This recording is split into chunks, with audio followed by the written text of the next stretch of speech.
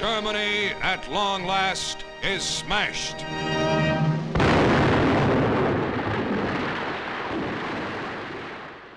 In the final turbulent months of World War II, humanity was caught between carnage and hope. Across the globe, battles raged with brutal intensity, stretching to the limit human endurance and resolve. This is a story of struggle and counter-struggle, of the attempt to forge peace from chaos. It's the story of a whole new world arising from the ashes of the old. This is World War II, the end.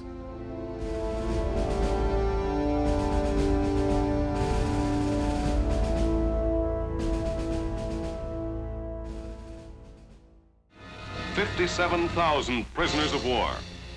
They are Germans captured by the Russian armies in the battles of Minsk, Obrisk, and Vitebsk, for it was only a few weeks ago, and in some cases a few days ago, that these men were killing Russians. Their retreat takes them across the city of Moscow. Their officers continue to lead them in defeat. You can see from their faces that these generals are men from the old German army. Men who had been told that they would one day walk through the streets of Moscow. The end of the Second World War was very, very messy, and actually it wasn't foreordained because the Third Reich continued in being until the bitter end, and there was a cogent reason for that, much embellished by their propagandists, that Hitler believed that here was an entirely artificial construct, an alliance between capitalism or global plutocracy and communism. He didn't think it was lost, and there was always the hope that the two sides, Russia and the West, would quarrel before the war finished. Now Russian films show scenes typical of 500,000 square miles of territory retaken from the invaders since Stalingrad turned the tide. People who have seen 3 terrible years against the common enemy now see final victory and the dawn of peace. In the Soviet Union, there was a real sense of excitement, simply because menfolk who hadn't been seen for perhaps 3 or 4 years reappeared in a country where women had to do all the physical work and where farms were collapsing and factories were collapsing because of the lack of men. So that was obviously an excitement, but it was a different sort of excitement. It was private excitement. It wasn't like Britain, where there were street parties organized. The one thing the Soviets detested and feared was open parties, spontaneous events. So the idea of putting out tables in the streets and serving food and drink was anathema. Any celebrations were strictly controlled. They were parades, or they were private celebrations in people's kitchens if they had any food to eat.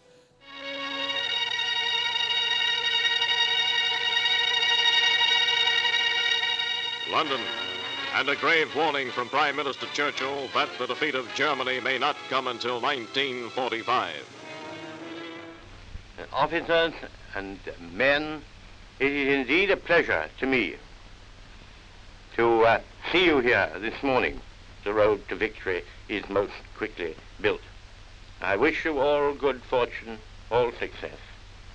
God bless you all.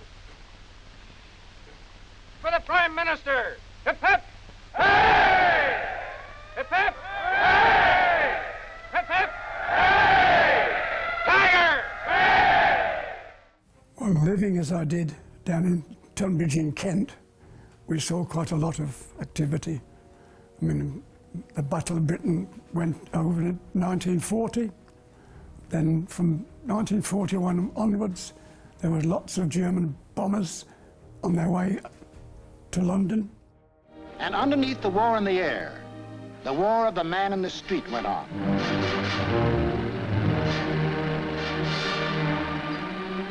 He learned to exist with very little food.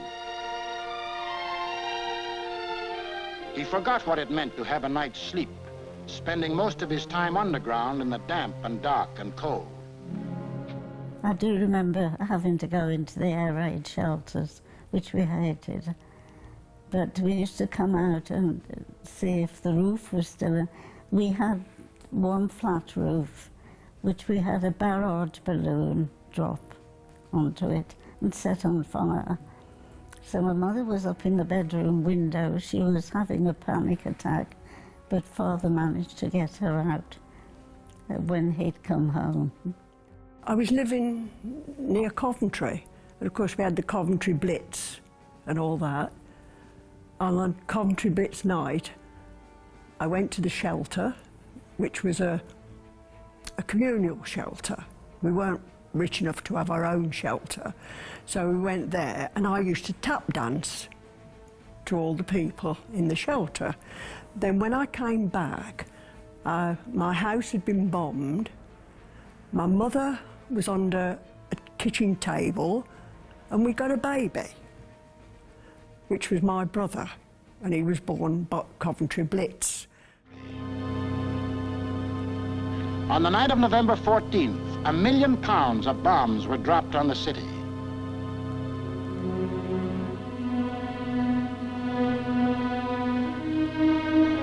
Coventry was smashed as flat as Warsaw and Rotterdam.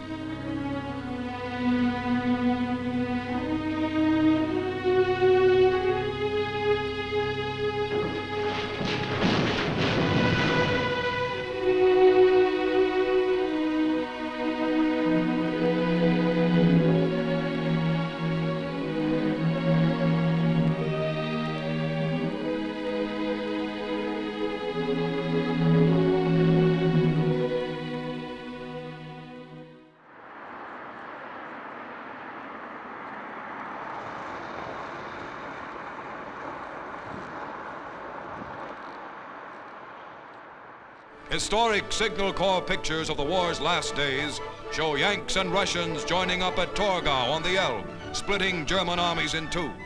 U.S. General Reinhardt, 69th Division, meets Red Army General Roosevelt. This meeting of the Great Allies spelled out the end of the war. Behind me are the remnants of the bridge over the River Elbe at Torgau, destroyed in fighting in 1945. And this was a historic meeting place between American forces from the west and Soviet forces from the east. Second Lieutenant William Robertson of the US Army met here with his Soviet counterpart, Alexander Silvashko. It was a moment of triumph. Both men had fought their way across Europe, and Torgau, for a brief moment, was a bright light in a sea of absolute carnage. One man who was there that day was Joseph Pulowski. He was an American soldier whose parents had immigrated from Kiev. As a Russian speaker, he was in great demand as the sole translator between the allies of East and West. But he, like many others, had also been deeply affected by the sight of dead German civilians around Torgau. He claimed that an oath of the Elbe was made that day by fellow soldiers, both American and Soviet, to do everything in their power to prevent another war in the future. But the truth was that the largest war of all time was still not over.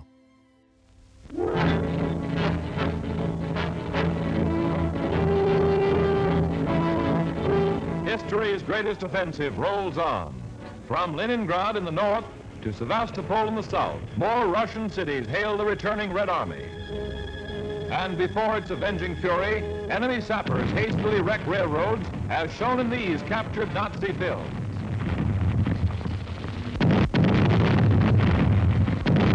Hitler calls this voluntary disengagement of his troops. That's double talk for double quick retreat. Then the ruthless devastation goes on. The Soviet army always took the route that the Germans least expected. They went through the marshes, bogs and forests of Belorussia instead of going along the roads and through the hills of the Ukraine. So the German army was somewhat surprised and discombobulated by this extraordinary appearance of an enormous army where they least expected them to come. So that was Operation Bagration, but before that there'd been, the previous summer, the Battle of Kursk, the biggest, I think, armed confrontation in history. Stalin knew from history that nobody had ever successfully held on to Russia after invading it, that an invasion might result in a temporary hold, but every invading army since the Mongols had failed, sometimes as spectacularly as Napoleon, with a total collapse of the army and the regime. So Stalin could be optimistic. After 1943, victory was all but assured for the Allies by the winter of 1944, but there were still some nasty surprises. That winter, deep in the Ardennes forest, Hitler launched his final offensive, the Battle of the Bulge. His aim was to drive a wedge between Allied lines and force a negotiated surrender. But the forces of General Eisenhower and General Patton were there to meet him. The entire world awaited the fateful outcome as the armies of Nazi Germany lashed out in the counteroffensive in the Ardennes. This was the Battle of the Bulge, the battle that came so dangerously close to crushing Allied hopes for early victory. This was the 11th hour von Rundstedt counterattack, on which Germany gambled everything. It was an admitted surprise to the Allies. Smashed Allied equipment littered the roads. The year 1944 was dying. The year 1945 was beginning in an atmosphere of doubt and cruel anxiety and cold and hunger and death. The small Belgian town of Bastogne was to be the scene of an epic confrontation that winter. American forces found themselves encircled by Germans, trapped, cut off from supplies with no food, no water, and no munitions. And on the 22nd of December, the German commander, General Heinrich von Luttwitz, issued them with an order. To the USA commander of the encircled town of Bastogne, there is only one possibility to save the encircled USA troops from total annihilation. That is the honorable surrender of the encircled town. In order to think it over, a term of 2 hours will be granted, beginning with the presentation of this note. If this proposal should be rejected, 1 German artillery corps and 6 heavy anti-aircraft battalions are ready to annihilate the USA troops in and near Bastogne. The Battle of the Bulge was a massive attack by carefully conserved SS Panzer divisions on the Allies, totally unexpected. They didn't believe that the Reich had such power and determination left in it. And of course, they surrounded the Americans at a small town called Bastogne, and they seemed to be cutting cleanly through the Allied lines with devastating power. The great problem militarily is that there was cloud cover, so the Allies couldn't use their air forces over the Battle of the Bulge. The Germans were to that extent almost invisible. And so the Allies suddenly became incredibly vulnerable. And of course, a town surrounded by a hostile army is usually a town which has to surrender. There are very few examples in history of a siege which can withstand being crushed on all sides by a hostile army. But in Bastogne they did. The American commander, General McAuliffe, though he was encircled, though his troops were outnumbered by 5-1, issued a famous one-word reply to the German general: nuts. He was determined to hold on to the town of Bastogne, and just a couple of days later, the forces of General Patton's Fifth Army broke through the German lines and relieved those besieged men. The commander on the ground was Brigadier General McAuliffe, known for the rest of history as Nuts McAuliffe because of his famous reply. It's one of those great epics in history, and some epics in history, like the Alamo, can't actually be remembered with the glory they once were, but the Siege of Bastogne absolutely can, and Nuts McAuliffe deserved his place. The 101st Airborne Division was cut off and surrounded at Bastogne. They defended the city for 5 days against impossible odds, but held fast and kept the Germans from pressing on to the valued supply dumps that lay ahead. On December 26th, the German offensive stopped, but only after they had driven a 60-mile deep bulge in the line. The conduct of the war had changed. The Allies had won the Battle of the Bulge. Allied victory was all but assured by February 1945. The big three wartime leaders, Churchill, Roosevelt and Stalin, had met before in Tehran in 1943. Now they were to meet again in the Crimean resort town of Yalta. There was much to discuss: the division of post-war Germany, who was to get what in the spoils of war, and Roosevelt's pet project, the United Nations. There were plenty of smiles for the camera, but beneath the smiles, there was deep mistrust. Stalin commented to one aide that we may appear here as friends, we're united to defeat Hitler. But once that's done, we will revert to being the enemy. Hoping to solve intricate problems of war and peace, President Roosevelt reaches the Yalta meeting, accompanied by his daughter, Mrs. Anna Boddicker. These are Army Signal Corps pictures of an historic world meeting that will shape the destiny of future generations.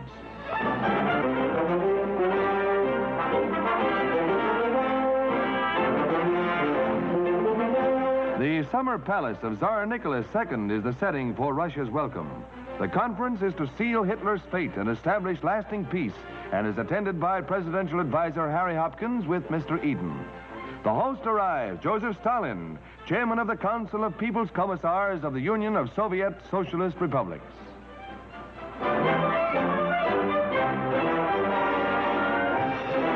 Not since the Tehran Conference 14 months ago have the three top executives of Allied strategy and diplomacy met. Meantime, the results of that first meeting were bearing fruit on Germany's eastern and western borders. Hitler's hordes were being crushed between the jaws of Allied might. His people were in disordered flight. His remaining Axis partner, Japan, was being pounded by terrific air blows. This meeting crystallizes the Allied resolve that Germany shall be beaten unconditionally and that lasting peace shall prevail throughout the world. By the time the Yalta Conference was held, it was fairly certain that the Soviet Union and once the Americans were in, couldn't possibly lose. The Germans were fighting a war on two fronts. Their resources were diminished. They were using old men and boys as soldiers. They were fighting in Italy. They were going to fight in France and the Netherlands, as well as on the Russian front. So it was a matter of what was going to happen when victory came. And here Stalin profited by being very charming, providing brandy, Armenian brandy and Caucasian lemons for Churchill. Churchill's room was bugged, so whenever Churchill expressed a wish, he suddenly found, as if by magic, it was fulfilled. Churchill and Roosevelt really gave way to Stalin. Stalin got far more than he even anticipated. He not only got the Baltic states back, but he got Poland as his sphere of influence, and Hungary they argued about for a little bit, and Yugoslavia they argued about. And then when Anthony Eden, the British foreign minister, protested that they were handing the Yugoslavs to Stalin's sphere of influence, Churchill turned to him and said, "Do you intend to live in Yugoslavia after the war?" And the question was settled. So Stalin found at Yalta that he got all he wanted. Yalta was billed as the way of making East Europe democratic again, making it free. And by freedom, we do mean democracy. And of course, Stalin simply lied, as Hitler had lied before, about his intention, especially with Poland, of allowing a democratic form of government. He muddied the waters a bit by this concept of sphere of influence. But his promise was clear enough: Poland will be free, the others will be free. The only things which were carved up, parts of Germany were passed to Poland, and parts of Poland were passed to Russia. Hence we get the now thorn in our side, Kaliningrad, which used to be Königsberg. So Stalin lied, and the Allies chose to believe him. But in the end, it's a question of who has the power. Stalin held all of the cards. His armies had conquered all of Eastern Europe from the temporary German evanescent Nazi Empire. And he also had the ratio of his troops to the Allies were 3-to-1. I mean, he was 3 times as big as the Allied armies in Western Europe. So people, I think you'll agree, are not rational. None of us really are. We're very engaged, even the most rigorously analytic of us, in wishful thinking. And you had this great miasma of wishful thinking, which descended like a mist on the participants, on the press, on Parliament, on everything else. Of course, very quickly, there were those British MPs who became very upset and worried, and Churchill faced some big debates and problems and votes in the House of Commons. A lot of people were not actually convinced. The Big Three decided that Nazi Germany was doomed. They proposed a splitting up of post-war Germany into 4 separate military zones to which France would be invited to participate. The plans for a United Nations organization were clearly defined, and a provisional government was approved for Red-occupied Poland to be supervised by Russia. This despite the cries of outrage from Poles in London that no freedom could exist under communist domination. Finally and secretly, Russia was pledged to enter the war against Japan no later than 90 days after the German surrender.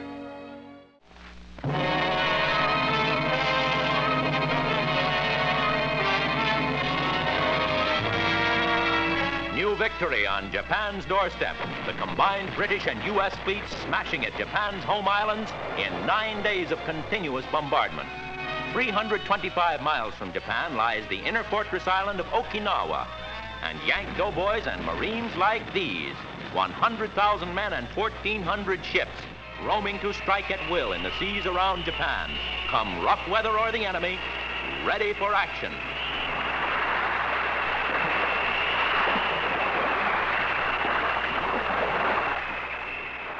By the beginning of 1945, there were fierce battles raging in the Pacific theatre of war. On the island of Iwo Jima, American Marines stormed ashore and captured the island. In Manila, on the Philippines, American forces, backed by their Filipino allies, flushed the Japanese forces out of the city block by block. And then, American forces captured Okinawa, very close to the mainland of Japan. This was a pivotal fight and paved the way for the final decisive showdown with the battle for Japan. Well, one of the great enigmas, of course, about World War II is that Russia and Japan do not fight until actually after the dropping of the atomic bomb. The, I suppose, opportunism of Stalin is certainly laid bare. Japan had its nose blooded for it in 1939 when it finished conquering Manchuria and was looking at possibility of entering Mongolia. And there was a lake called Halkin Gol. And there the Soviet army actually defeated the Japanese quite badly. And they wanted to avoid any further clashes. They weren't particularly interested in fighting in Siberia or Manchuria because it had nothing to offer them. What they wanted was the British Empire, the French Empire, the Dutch Empire around the Pacific, from Malaya to the East Indies and Hong Kong, and of course finished the conquest of China. They were interested in that, the Pacific Rim, and rivaling America. But just before the Germans invaded the Soviet Union, Molotov had an agreement with the Japanese that they would have a non-aggression pact. Neither would attack the other, but clearly there was a sort of Cold War between it. It was a frozen conflict between the Soviet Union and Japan. The most important thing was that the Soviet Union had a spy in Japan, a man called Richard Serge, and he found out from diplomatic sources that Japan had decided not to join in and help the Germans. And that perhaps was one of the most important things in turning the tide in the Soviet Union's favor. The fact that Stalin knew just before the Germans reached Moscow that the Japanese were not going to take advantage, and he brought all his Siberian army, which is extremely experienced in fighting in minus temperatures, to Moscow. and the Germans could not possibly have defeated them. That was one of the reasons they abandoned their attempt to capture Moscow and turn south. But the war in the East assumes an incredible violence because of the American invasion of Okinawa and Arjima, because these are Japanese home islands. The whole American strategy of MacArthur, which Chester Nimitz objected to, was to go island hopping, take each island in the Pacific one by one. Nimitz argued you can just bypass them because each one is taken at such huge cost. But these were home islands. It meant that the Japanese army would fight to the death, and secondly, that a lot of the civilian population would commit suicide. You have color footage of civilians, men, women, jumping off cliffs to their deaths in Okinawa, rather than actually be subject to American conquest. So it raises the question of what is the cost.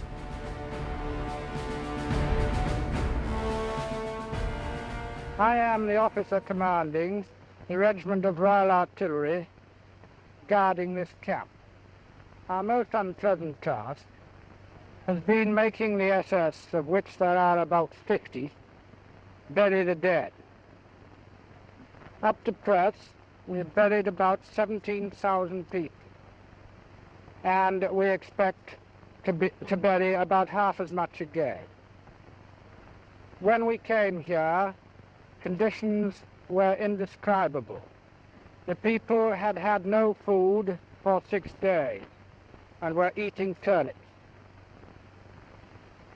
The cookhouses have now been organized, and although they have to be guarded so that everybody gets a fair share of the food, things are now going fairly well. The officers and men regard this job as a duty that has to be performed, and none of us are likely to forget what the German people have done here. As the war drew to its close, there were many rumours of German death camps and hideous Nazi atrocities. And as Allied forces moved eastwards across Europe, these proved to be all too true. On the 4th of April 1945, American forces entered Ohrdruf concentration camp, and what they found there was a picture of human depravity. General Eisenhower wanted to come to the camp himself to be an eyewitness to the things that had taken place inside the concentration camp. The things I saw beg a description.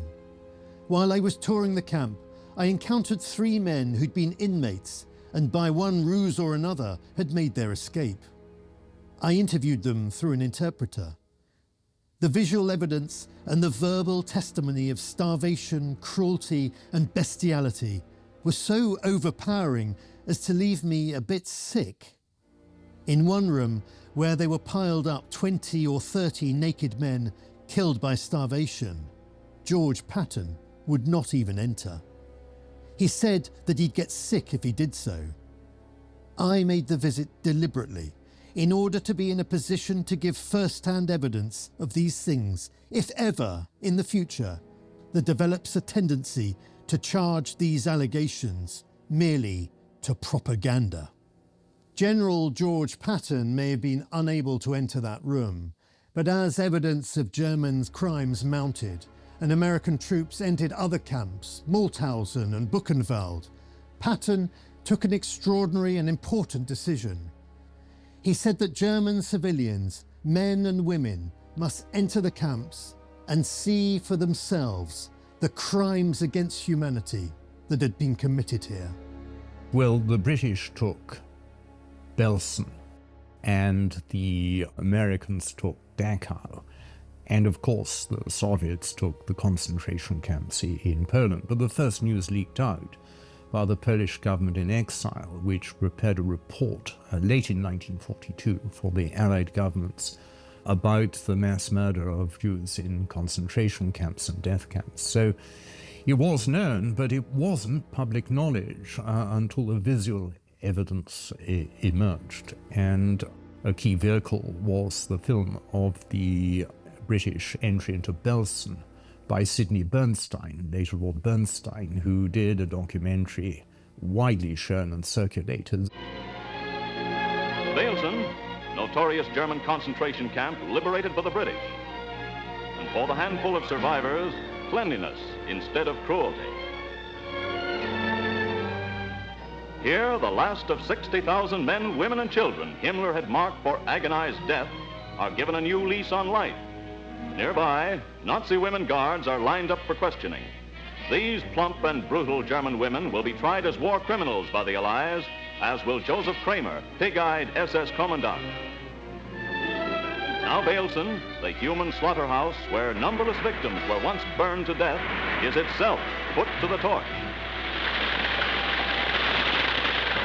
Thus ends Hitler's Reich, in blood and flame.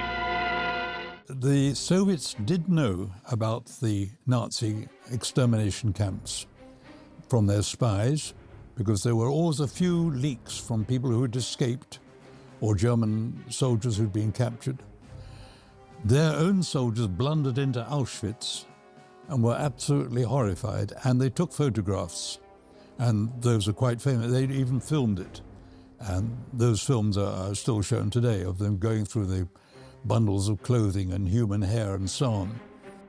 And at first, the Soviets made quite a lot of fuss about it. There was a black book compiled by two Jewish authors, Ehrenburg and Grossman, which was circulated.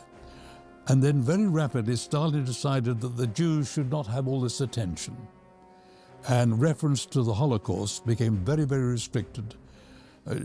Nazi atrocities were described as atrocities against Polish citizens, against Russian citizens, or Soviet citizens, but not against Jewish citizens. Stalin was probably always somewhat anti-Semitic.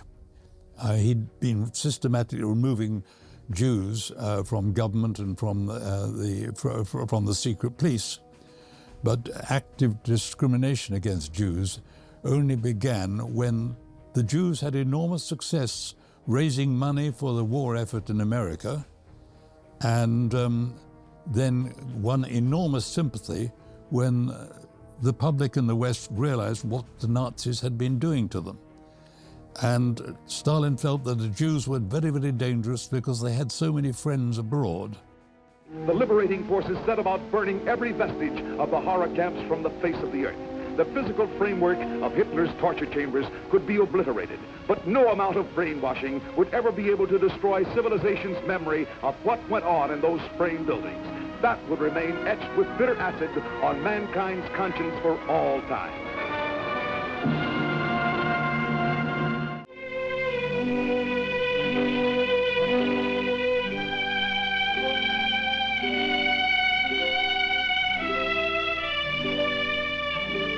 Today, the nation, shocked by a loss too deep for words, mourns a great and gallant leader.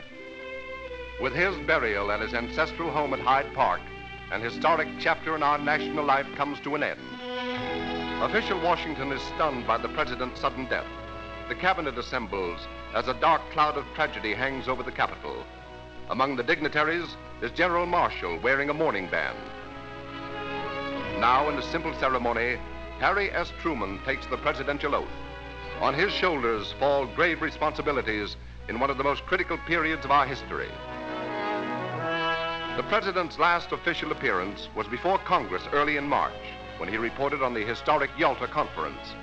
It was the first time he had remained seated while addressing Congress. The Allies were on the brink of victory when some devastating news came in from the United States of America. President Franklin Delano Roosevelt, the great wartime leader who'd steered America through the Great Depression, was dead. He'd been sitting for a portrait on the 11th of April 1945 when he complained of a headache. He took himself off to bed and never woke up. His place was taken by Vice President Harry S. Truman, a man with virtually no experience of foreign affairs. Yet he was now to be one of the principal architects of the post-war world. President Roosevelt bowed out on the cusp of victory. He died before Hitler did.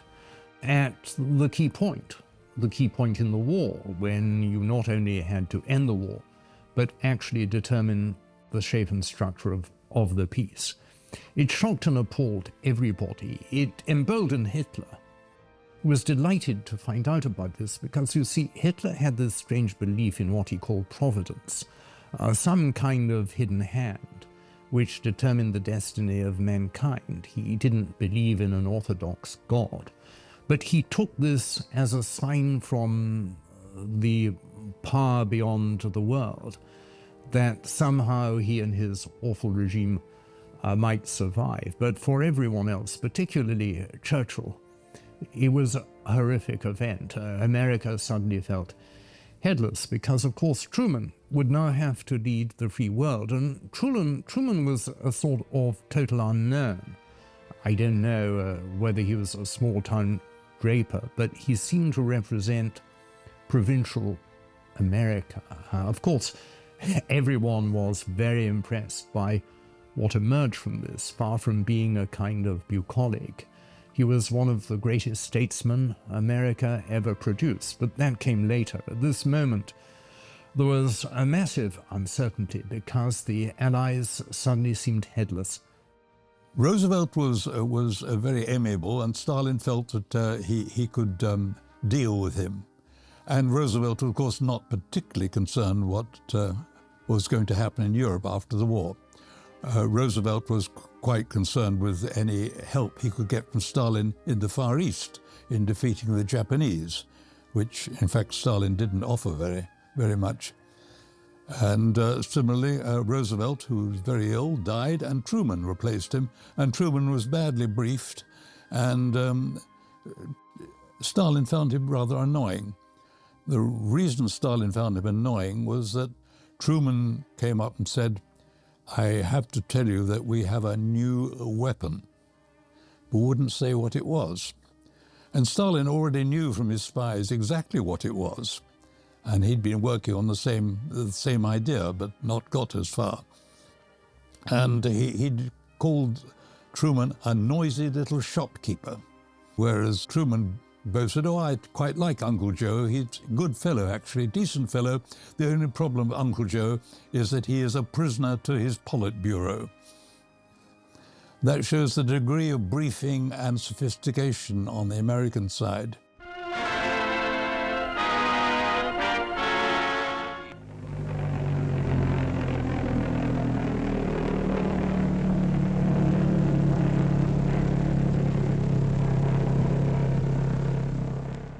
By piecing remains together, the RAF experts discovered just what they were and how the thing works. It is not radio-controlled.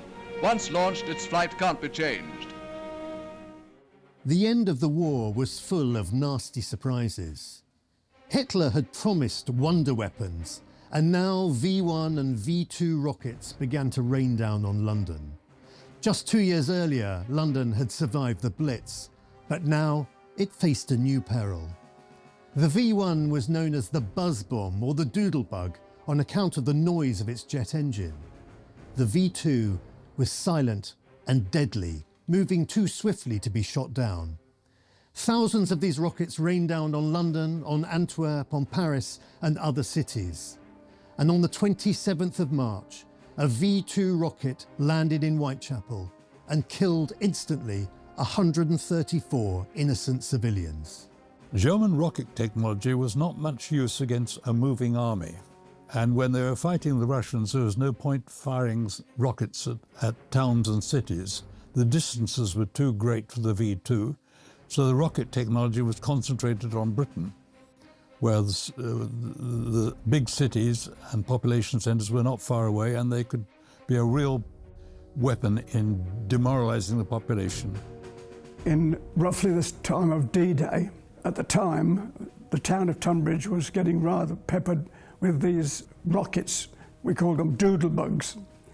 And unfortunately, one fell on the building opposite our house and blew the front of the house in.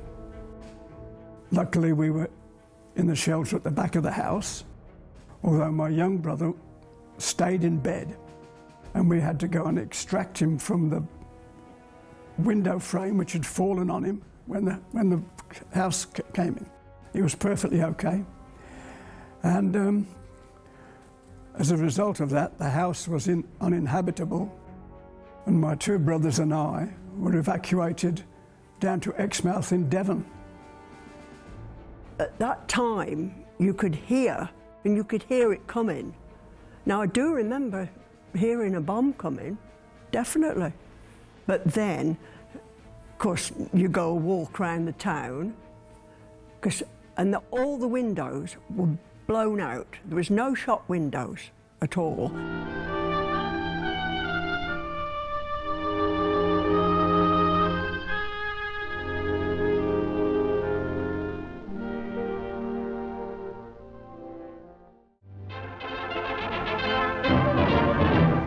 Yanks and Russians join up the great link that cinched Germany's doom. Men of our 69th Infantry Division cross the Elbe for the long-awaited meeting. Signal Corps cameras document the historic event. Then the party moves inside for a glorious celebration with vodka for toasts to America and the Soviet Union. East meets West, the climax meeting of the war, as two great armies joined after crushing Germany from both sides. American forces had reached the banks of the River Elbe, and they knew the Soviet forces were on the other side, but they had no way of contacting them. They didn't even have an American flag. So Second Lieutenant William Robertson got a sheet painted on the Stars and Stripes and climbed up to the tower of the castle behind me and waved it out of the window. The Soviets lit a red flare to show they'd understood. Americans were meant to respond with a green flare, but they didn't have one with them. The Soviets opened fire, and it was some time before the misunderstanding was cleared up. Torgau was really the last great hurrah of the Great Alliance against Nazi Germany. Obviously, there was a certain amount of stage management, but there's also private color footage taken by the Hollywood director, William Wyler. Torgau is on the Elbe, and it's on the bridge over the Elbe that the armies meet and fraternize in incredibly powerful emotional way. And the emotion is palpable, it's quite overwhelming. These men are free. They can now go home. But it's the last such moment. The Cold War begins immediately. It was here on April the 25th, 1945, on the banks of the Elbe River in Germany, that the Allied forces met in person for the first time. Soldiers from opposite ends of the globe made the trip across the river in small boats and shook hands, their shared mission, defeating Nazi Germany, binding them together. It was a moment of triumph and unity, symbolizing the collapse of Hitler's regime. The battle for Berlin itself was still to come, though. Hitler was hiding in his bunker as the walls began closing in around him. Mussolini was also surrounded and on the verge of capture. Both dictators would be dead within days of this famous meeting at Torgau. The war in Europe was almost over, but the war in the Pacific was still raging. Just like with the V-2 rockets, new military technologies were about to be unleashed on the world. It would be a dramatic finale to the deadliest war of all time.